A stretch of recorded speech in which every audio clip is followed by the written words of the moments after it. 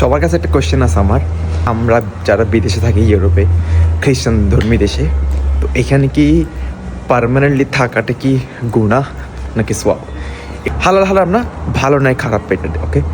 Sir এখন যদি বলি যে হ্যাঁ আমাদের জন্য এটা খারাপ কারণ খ্রিস্টান ধর্মী দেশ, ফার্স্টে এই কোয়েশ্চেনের আনসার দাও যে কোন জায়গায় ঘুষ দেওয়া লাগে, কোন জায়গায় কালচার ভালো না, কোন জায়গায় চাঁদাবাজি হয়, কোন জায়গায় রেপ হয়, কোন জায়গায় চুরি হয়, কোন জায়গায় ডাকাতি হয় বেশি, কোন জায়গায় লাইফ সেফটি বেশি। আমার একটু বলো এটা। আমি বলবো এখানে সবগুলো সেফ, চুরি হয় কম, ডাকাতি নাই, তুমি কোনো কাজ করতে গেলে তোমার ঘুষ দেওয়া লাগতেছে না। বাকি আমাকে বলো তোমার লাইফ সেফটি আছে।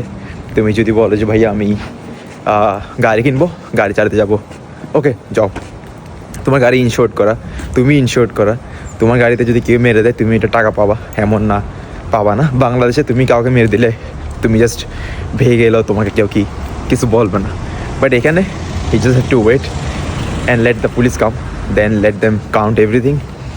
তুমি 1-2 মাসের ভিতরে টাকা পেয়ে যাও ইন্স্যুরেন্স কোম্পানি থেকে। এবার একটা জিনিস যে আমাকে বলো তোমার লাইফ সেফটি আছে, তুমি ঘর থেকে যদি বের হও, ইভেন তোমাকে যদি কেউ মেরেও দেয়, তুমি যে হসপিটালে ভর্তি থাকো 1 মাসের জন্য, অ্যান্ড যা বিল আসে তুমি ওটা রিফান্ড পাবা ইন্স্যুরেন্স কোম্পানি থেকে, যেটা তুমি বাংলাদেশে পাবা না। দেন চুরি হয় অনেক কম, রেপ একদম জিরো, কারণ কালচারটা এমন যে রেপের কোনো প্রয়োজন পড়ে না, এটা এক্সেপশনাল জিনিস। তারপর ডাকাতি হয় এখানে, এমন না যে চুরি ডাকাতি হয় না, হয়, the percentage is really low, totally কম।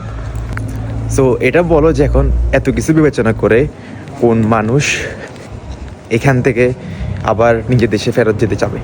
হ্যাঁ হয়তো অনেকে চলে যায় অনেক রিজনের কারণে, হয়তো অনেকে আর মন টিকতেছে না, ইভেন টাকা পয়সা থাকার পর অনেকে বলে যে না আমি চলে যাব, থাকতে পারে।